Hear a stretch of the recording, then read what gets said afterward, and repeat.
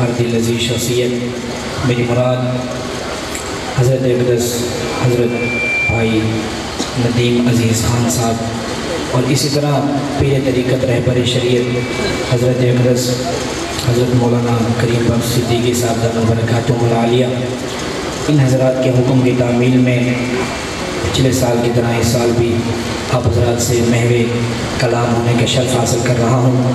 وقت انتہائی مختصر ہے، میں نے بس 2 کلام آپ حضرات کے سامنے پیش کرنے ہیں اختصار کے ساتھ، اور آپ دیکھ رہے ہیں ماشاءاللہ ہمارے مصر سے آئے ہوئے مہمانان گرامی اور پورا اسٹیج ماشاءاللہ وہ بھرا ہوا ہے۔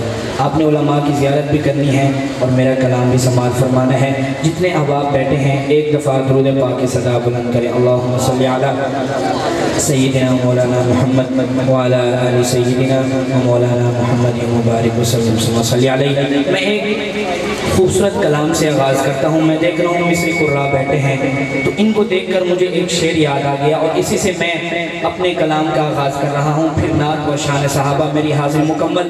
کیا لکھتے ہیں شاعر کہ دشمن کے لیے موت کا سامان بنے گا۔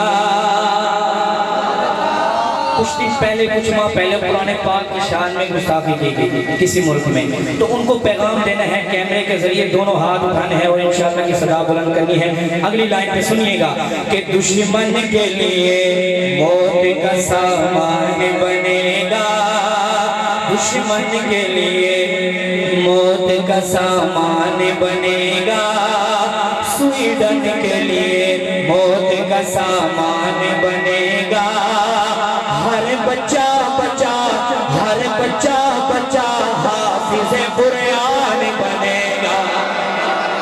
آئیے آپ خوبصورت کلام آپ حضرات کے سامنے پیش کر رہا ہوں۔ لکھتے ہیں شاعر کہ جس کے آنے کی دھومیں مچی ہے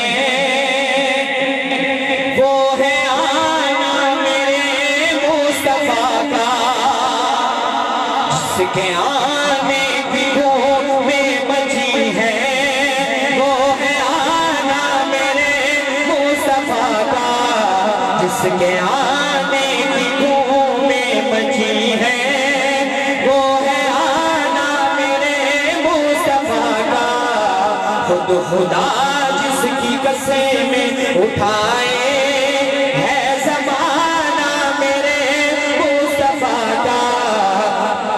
سنیے گا پہلے شعر کہ خاتم المرسلین بن کے آئے، سب سے اعلیٰ حسیب بن کے آئے، کہ خاتم المرسلین بن کے آئے، سب سے اعلیٰ حسیب بن کے آئے، دیکھو بات از خدا سب سے اونچا رتبہ پانا میرے مصطفیٰ کا، دیکھو بات از خدا سب سے اونچا رتبہ پانا میرے مصطفیٰ کا، جس کے آنے کی دھومیں مچی ہے وہ ہے آنا میرے مصطفیٰ کا۔ اب صحابہ کے دیوانے ابوبکر نے نبی کو سلایا، سوتے محبوب کو نہ جگایا۔ یار کہہ دے ذرا سبحان اللہ۔ صحابہ کا ذکر سن کر جس کے دل کو ٹھنڈک پہنچی وہ ذرا کہے سبحان اللہ۔ اچھا سنیے گا، جب میں شعر مکمل کروں بات مکمل ہو تو پھر ذرا دونوں ہاتھ اٹھنے چاہیے اور پتہ چلے کہ حضرت ابوبکر صدیق کے دیوانے بیٹھے ہیں اسٹیج سے لے کر آخر تک۔ کیا لکھتے ہیں شاعر کہ ابوبکر نے نبی کو سلایا، ابوبکر نے نبی کو سلایا، سوتے محبوب کو نہ جگایا، ڈنگ کھاتا رہا ہار میں جو آخر تک دونوں ہاتھ بلند ہو، ڈنگ کھاتا رہا ہار میں جو ہے دیوانہ میرے مصطفیٰ کا، جس کے آنے کی دھومیں مچی ہے وہ ہے آنا میرے مصطفیٰ کا۔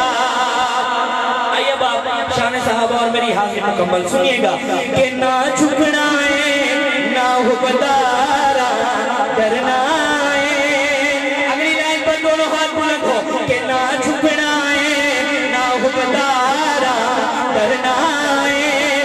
مجھے تئی زندگی ذکر صحابہ کرنا ہے. چھے تئی زندگی ذکر صحابہ کرنا ہے. سولی اتے بھی تمہا صحاب دا بھرنا ہے. چھے تئی زندگی ذکر صحابہ کرنا ہے. باہر تیبا اصحاب نبی نے پایا ہے. باہر تیبا اصحاب نبی نے پایا ہے. جنتی سارے سونے رب فرمایا ہے. باہر تیبا اصحاب نبی نے پایا ہے. جنتی سارے سونے رب فرمایا ہے. اساں تابدار ہونا دا بننا ہے. مجھے تئی زندگی ذکر صحابہ کرنا ہے. نہ جھکنا ہے نہ بدارا ڈرنا ہے. مجھے تئی زندگی ذکر صحابہ کرنا ہے. جانپور والوں میری حاضری کا آخری شعر اگر میں یوں کہوں کہ اس شعر پر کھڑے ہو کر داردے کم ہیں، لیکن آپ نے کھڑا نہیں ہونا، صرف دونوں ہاتھ بلند کرنے ہیں.